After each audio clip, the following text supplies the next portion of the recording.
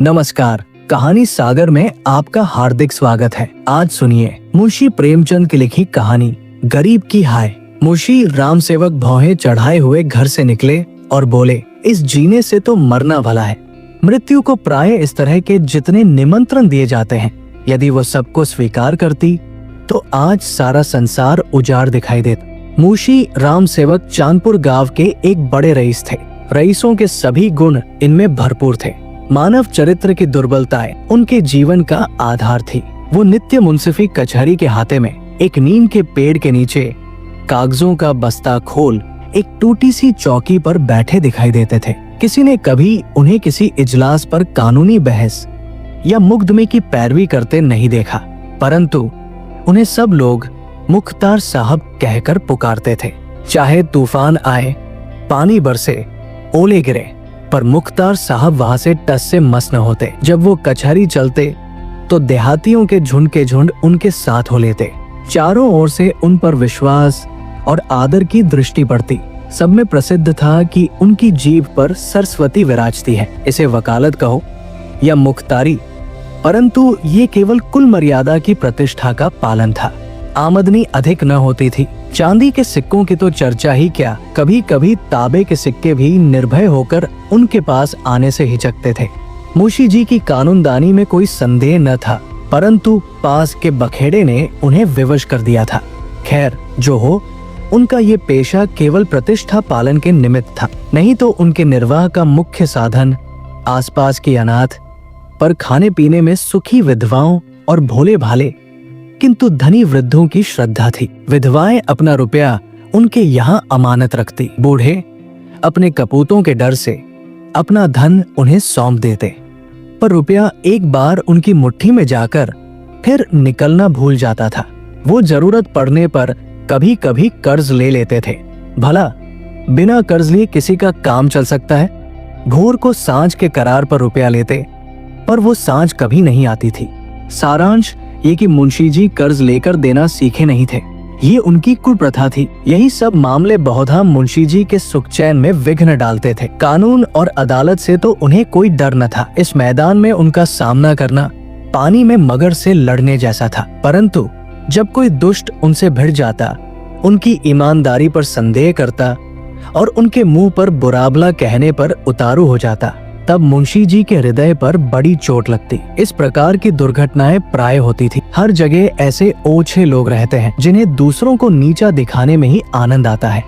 ऐसे लोगों का सहारा पाकर कभी कभी छोटे आदमी मुंशी जी के मुंह लग जाते थे। नहीं तो एक कुंजड़िन की इतनी मजाल नहीं थी कि आंगन में जाकर उन्हें बुरा भला कहें।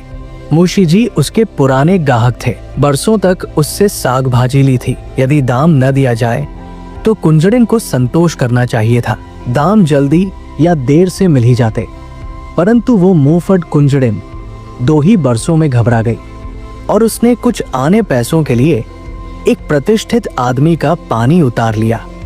झुंझलाकर मुंशी जी अपने को मृत्यु का कलेवा बनाने पर उतारू हो गए, तो इसमें उनका कुछ दोष न था। इसी गांव में मूंगा नाम की एक विधवा ब्राह्मणी रहती थी।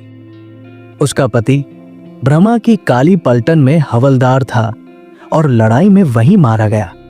सरकार की ओर से उसके अच्छे कामों के बदले मूंगा को 500 रुपए मिले थे। विधवा स्त्री थी, जमाना नाजुक था।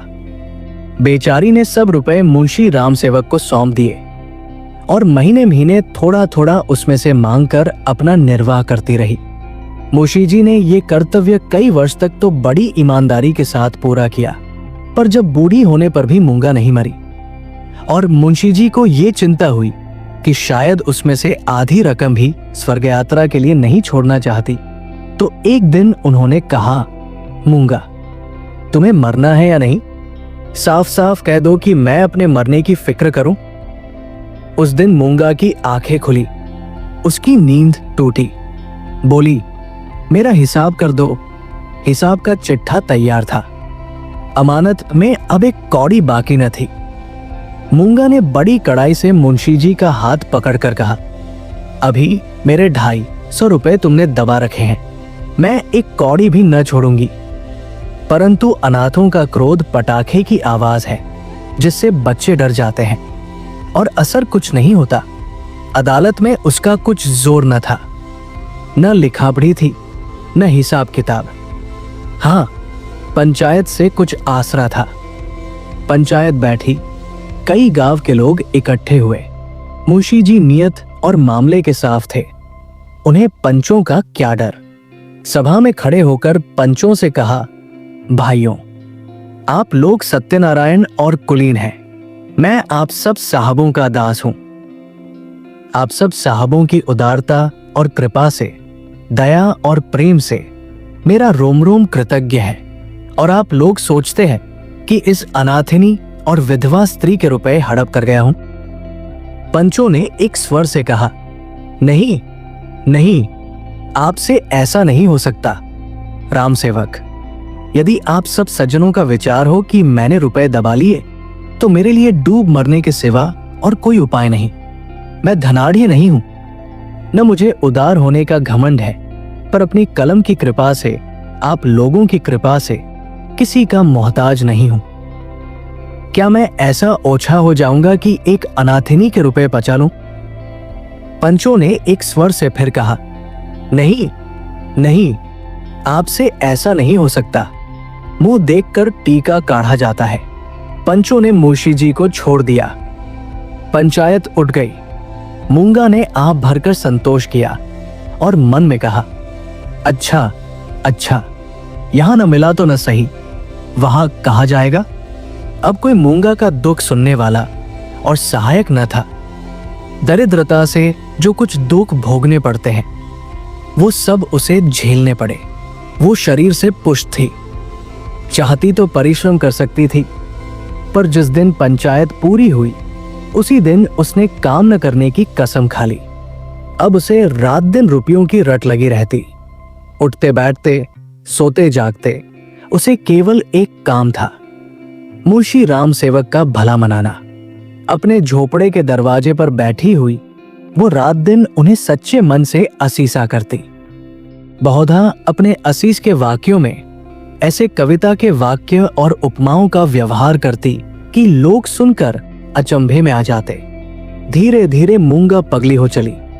नंगे सिर, नंगे शरीर, हाथ में एक कुल्हाड़ी लिए हुए सुनसान स्थानों में जा बैठती।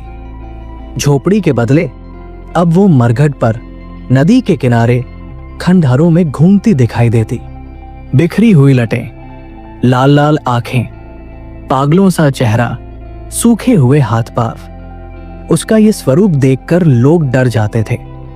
अब कोई उसे हंसी में भी नहीं छेड़ता। यदि वो कभी गांव में निकल आती तो स्त्रियां घरों के किवाड़ बंद कर लेती।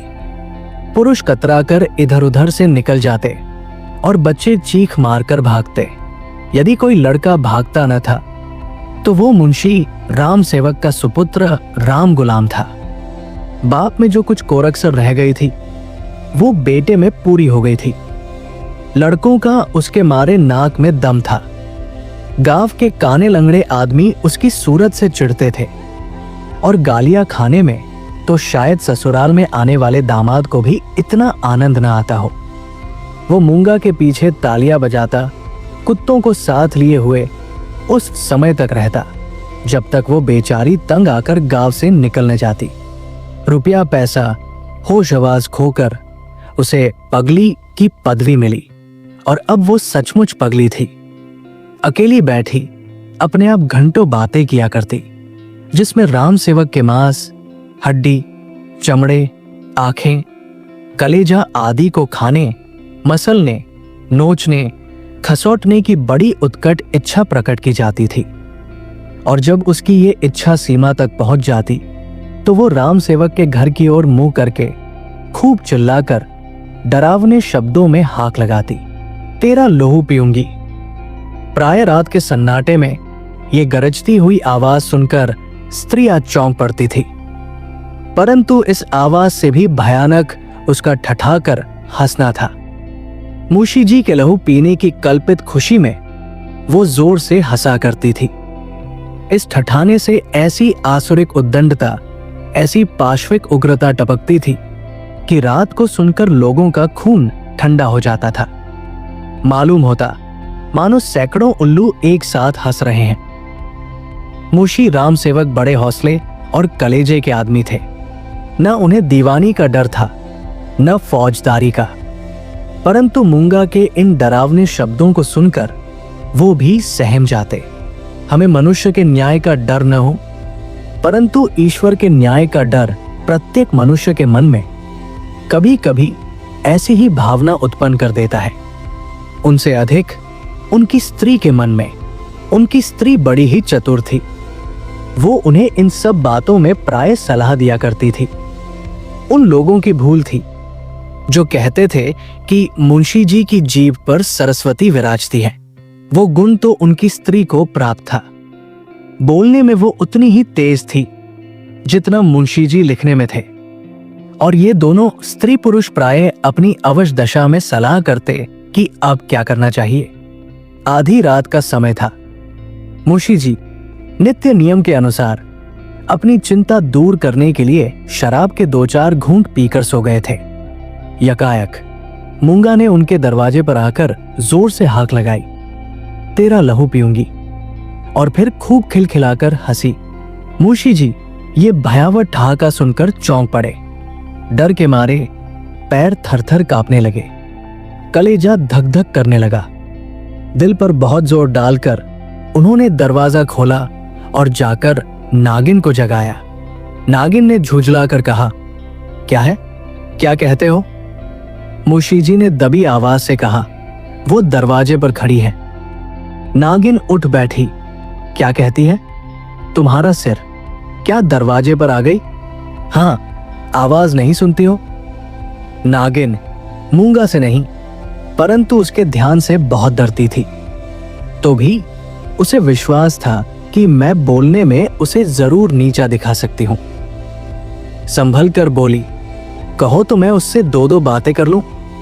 परंतु मुंशी जी ने मना किया। दोनों आदमी पैर दबाए ड्योढ़ी में गए और दरवाजे से झांक कर देखा। मूंगा की धुंधली मूरत धरती पर पड़ी थी। उसकी सांस तेजी से चलती हुई सुनाई देती थी। राम सेवक के लहूमांस की भूख में वो अपना लहू और मांस सुखा चुकी थी। एक बच्चा भी उसे गिरा सकता था, परंतु उससे सारा गांव थर थर कांपता था। हम जीते मनुष्य से नहीं डरते, पर मुर्दे से डरते हैं।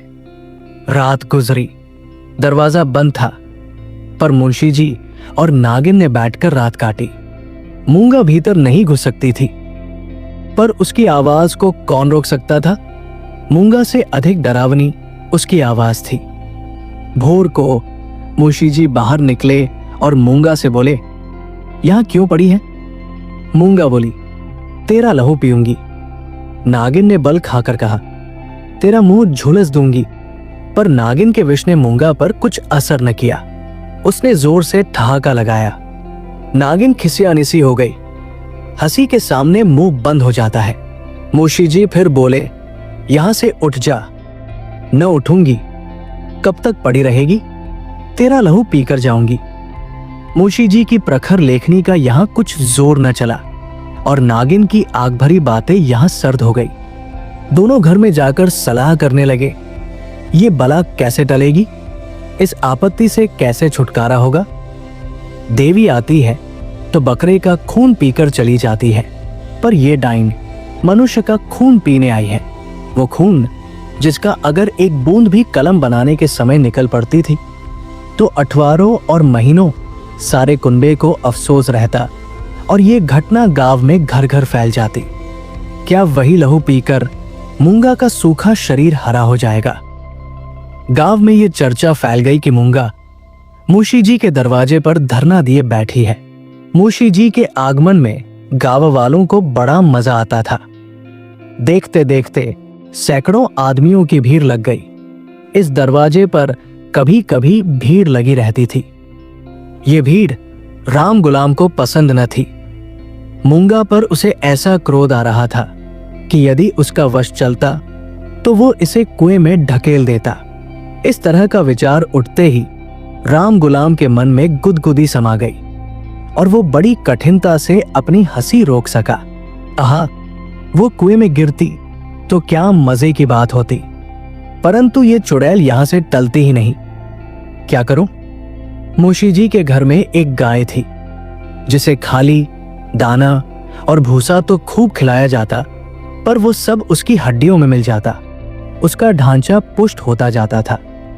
राम गुलाम ने उसी गाय का गोबर एक हाड़ी में घोला और सबका सब बेचारी मूंगा पर उड़ेल दिया।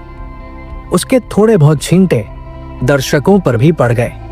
बेचारी मूंगा लथपथ हो गई और लोग भाग खड़े हुए। कहने लगे, ये मुंशी राम गुलाम का दरवाजा है, यहाँ इसी प्रकार का शिष्टाचार किया जाता है। जल भाग चलो, नहीं तो अब इससे भी बढ़कर खातिर की जाएगी।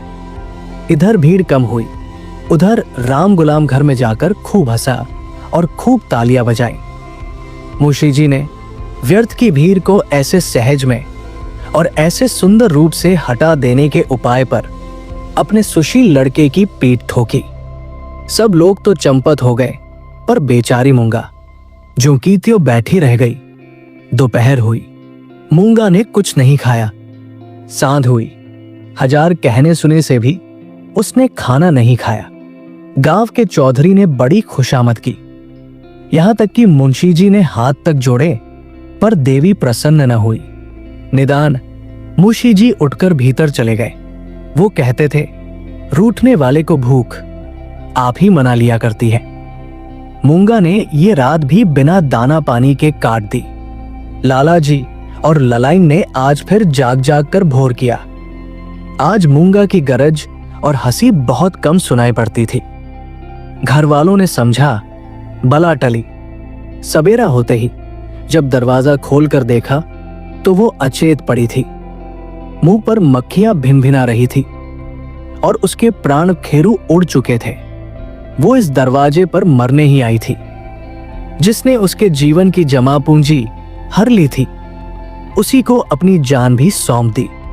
अपने शरीर की मिट्टी तक उसको भेंट कर दी। धन से मनुष्य को कितना प्रेम होता है। धन अपनी जान से भी ज्यादा प्यारा होता है, विशेषकर बुढ़ापे में। ऋण चुकाने के दिन ज्यों-ज्यों पास आते जाते हैं, त्यों-त्यों उसका ब्याज बढ़ता जाता है।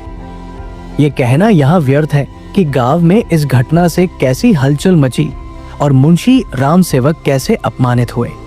एक छोटे से गांव में ऐसी असाधारण घटना होने पर जितनी हलचल हो सकती थी, उससे अधिक ही हुई। मुंशी जी का अपमान जितना होना चाहिए था, उससे बाल बराबर भी कम न हुआ।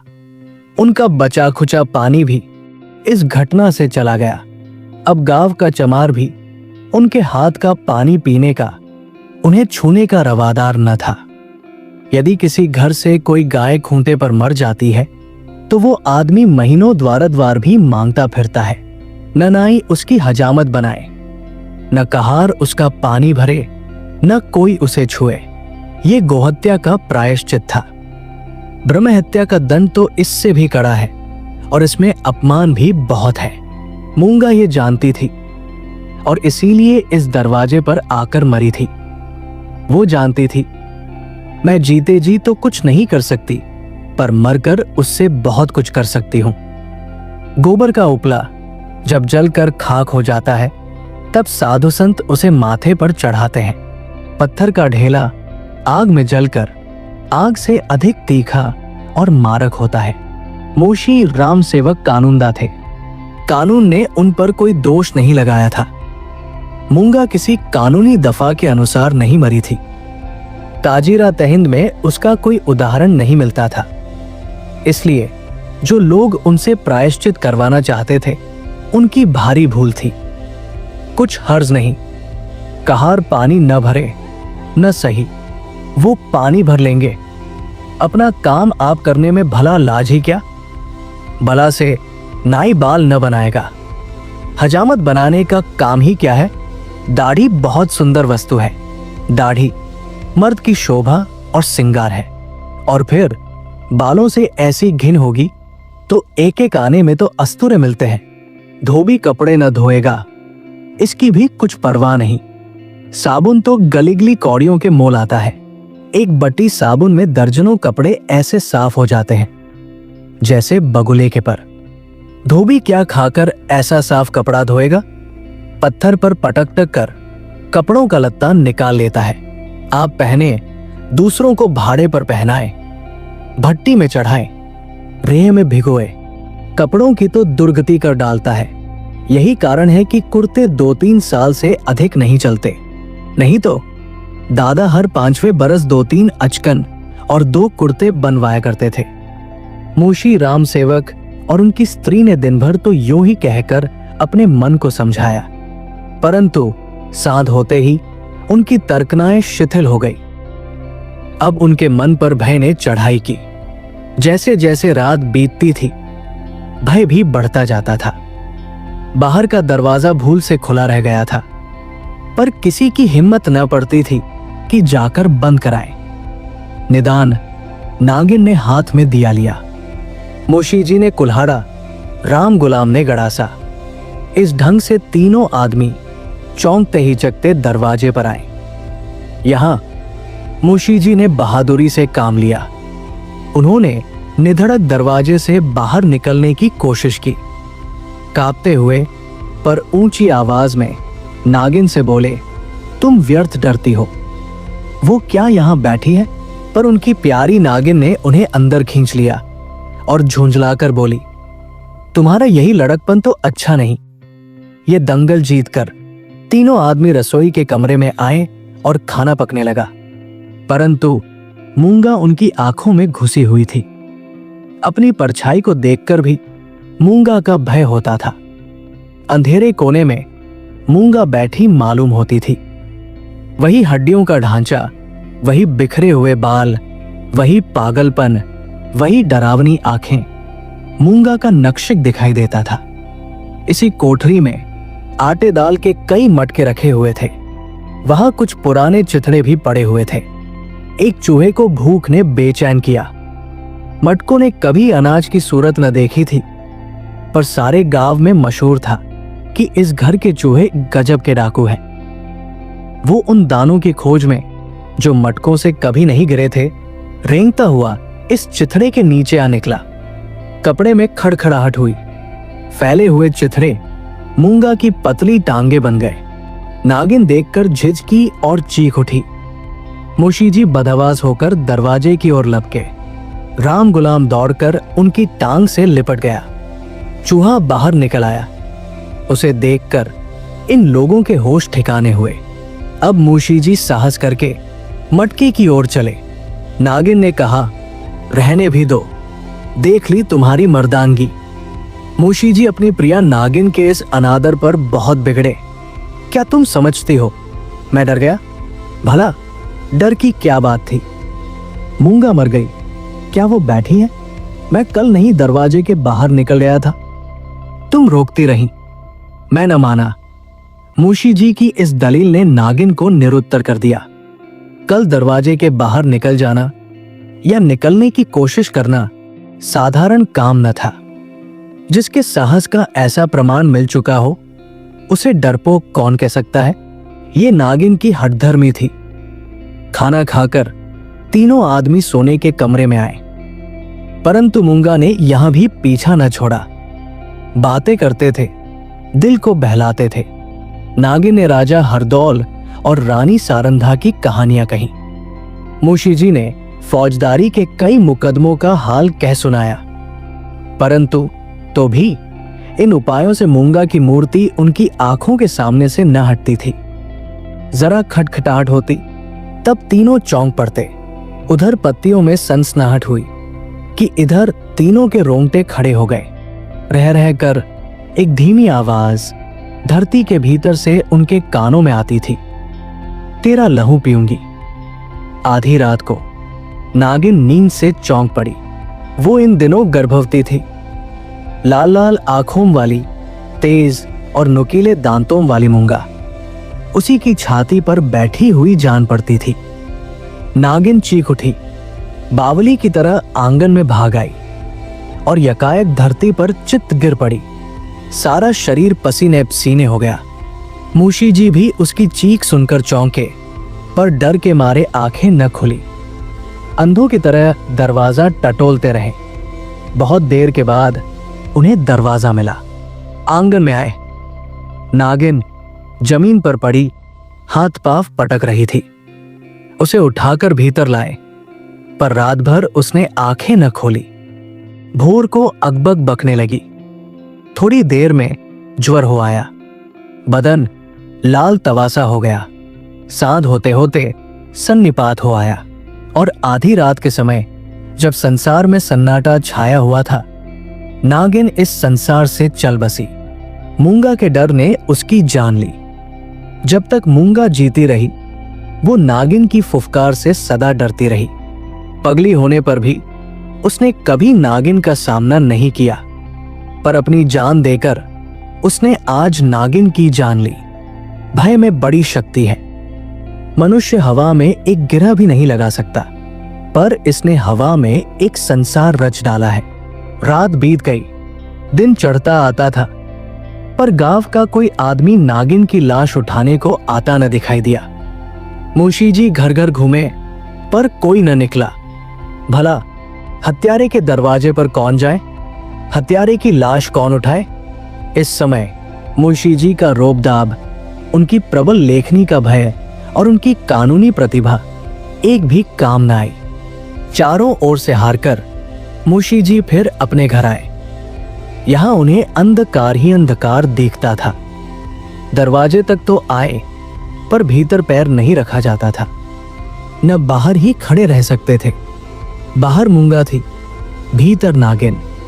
जी को कड़ा करके हनुमान चालीसा का पाठ करते हुए घर में घुसे। उस समय उनके मन पर जो बीत रही थी वही जानते थे। उसका अनुमान करना कठिन है। घर में लाश पड़ी हुई, न कोई आगे न पीछे। दूसरा ब्याह तो हो सकता था। अभी इसी फागुन में तो 50वां लगा है, पर ऐसी सुयोग्य और मीठी बोली वाली स्त्री कहां मिलेगी? अफसोस, अब तगादा करने वालों से बहस कौन करेगा? कौन उन्हें निरुत्तर करेगा? लेन देन का हिसाब किताब कौन इतनी खूबी से करेगा? किसकी कड़ी आवाज तीर की तरह तगादेदारों की छाती में चुभेगी? ये नुकसान अब पूरा नहीं हो सकता। दूसरे दिन मुंशी जी लाश को एक ठेले गाड़ी पर लादकर गंगा जी की तरफ चले। शव के साथ जाने वालों की संख्या कुछ भी न थी। एक स्वयं मुंशी जी, दूसरे उनके पुत्र रत्न राम गुलाम जी। इस बेइज्जती से मूंगा की लाश भी नहीं उठी थी। मूंगा ने नागिन की जान लेकर भी मुंशी जी का पिंड न छोड़ा। उनके मन में हर घड़ी मूंगा की मूर्ति विराजमान रहती थी। कहीं भी रहते उनका ध्यान इसी ओर रहा करता था। यदि दिलबलाव का कोई उपाय होता तो शायद वो इतने बेचैन न होते, पर गांव का एक पुतली भी उनके दरवाजे की ओर न झांकता था। बेचारे अपने हाथों पानी भरते, आप ही बर्तन धोते। सोच और क्रोध, चिंता और भय, इतने शत्रुओं के सामने एक दिमाग कब तक ठहर सकता? विशेषकर वह दिमाग जो रोज रोज कानून की बहसों में खर्च हो जाता था। अकेले कैदी की तरह उनके 10-12 दिन तो ज्यों त्यों कर कटे। 14वें दिन मुंशी जी ने कपड़े बदले और बोरिया बिस्तर लिए हुए कचहरी चले। आज उनका चेहरा कुछ खिला हुआ था। जाते ही मेरे मुवक्किल मुझे घेर लेंगे, मेरी मातम पुरसी करेंगे। मैं आंसुओं की 2-4 बूंदें गिरा दूंगा। फिर बैनामों, रहनामों और सुलनामों की भरमार हो जाएगी। मुट्ठी गर्म होगी। शाम को जरा नशे पानी का रंग जम जाएगा, जिसके छूट जाने से जी और भी उचाट हो रहा था। इन्हीं विचारों में मग्न मुंशी जी कचहरी पहुंचे, पर वहां रहनामों की भरमार, बैनामों की बाढ़ और मुवक्किलों की चहल पहल के बदले निराशा की रेतीली भूमि नजर आई। बस्ता खोले, घंटों बैठे रहे, पर कोई नजदीक भी ना आया। किसी ने इतना भी ना पूछा कि आप कैसे हैं। नए मुवक्किल तो खैर बड़े बड़े पुराने मुवक्किल, जिनका मुंशी जी से कई पीढ़ियों से सरोकार था, आज उनसे मुंह छिपाने लगे। वो नालायक और अनाड़ी रमजान, जिसकी मुंशी जी हंसी उड़ाते थे और जिसे शुद्ध लिखना भी ना आता था, गोपियों में कन्हैया बना हुआ था। वाह रे भाग्य! मुवक्किल यूं मुंह फेरे चले जाते हैं, मानो कभी की जान पहचान ही नहीं। दिन भर कचहरी की खाक छानने के बाद मुंशी जी अपने घर चले। निराशा और चिंता में डूबे हुए जो जो घर के निकट आते थे, मूंगा का चित्र सामने आता जाता था। यहाँ तक कि जब घर का द्वार खोला और 2 कुत्ते, जिन्हें राम गुलाम ने बंद कर रखा था, झटपट बाहर निकले तो मुंशी जी के होश उड़ गए। एक चीख मारकर जमीन पर गिर पड़े। मनुष्य के मन और मस्तिष्क पर भय का जितना प्रभाव होता है, उतना और किसी शक्ति का नहीं। प्रेम, चिंता, निराशा, हानि, ये सब मन को अवश्य दुखित करते हैं। ये हवा के हल्के झोंके हैं और भय प्रचंड आंधी है। मुंशी जी पर इसके बाद क्या बीती मालूम नहीं। कई दिन तक लोगों ने उन्हें कचहरी जाते और वहां से मुरझाए हुए लौटते देखा। कचहरी जाना उनका कर्तव्य था और यद्यपि वहां मुवक्किलों का अकाल था, तो भी तगादे वालों से गला छुड़ाने और उनको भरोसा दिलाने के लिए अब यही एक लटका रह गया था। इसके बाद वो कई महीने तक दिखाई न पड़े। बद्रीनाथ चले गए। एक दिन गांव में एक साधु आया, भभूत रमाए, लंबी लंबी जटाएं, हाथ में कमंडल। इसका चेहरा मुंशी राम सेवक से बहुत मिलता जुलता था। बोलचाल भी अधिक भेद न था। वो एक पेड़ के नीचे धूनी रमाए बैठा रहा। उसी रात को मुंशी राम सेवक के घर धुआं उठा। फिर आग की ज्वाला दिखने लगी और आग भड़क उठी। गांव के सैकड़ों आदमी दौड़े, आग बुझाने के लिए नहीं, तमाशा देखने के लिए। एक गरीब की हाय में कितना प्रभाव है। राम गुलाम मुंशी जी के गायब हो जाने पर अपने मामा के यहाँ चला गया और वहां कुछ दिनों रहा, पर वहां उसकी चाल ढाल किसी को पसंद न आई। एक दिन उसने किसी के खेत में मूली नोची। खेत वाले ने 2-4 धौल लगाए। उस पर वो इस तरह बिगड़ा कि जब उसके चने खलिहान में आए तो उसने आग लगा दी। सारा का सारा खलिहान जलकर खाक हो गया। हजारों रुपयों का नुकसान हुआ। पुलिस ने तहकीकात की। राम गुलाम पकड़ा गया।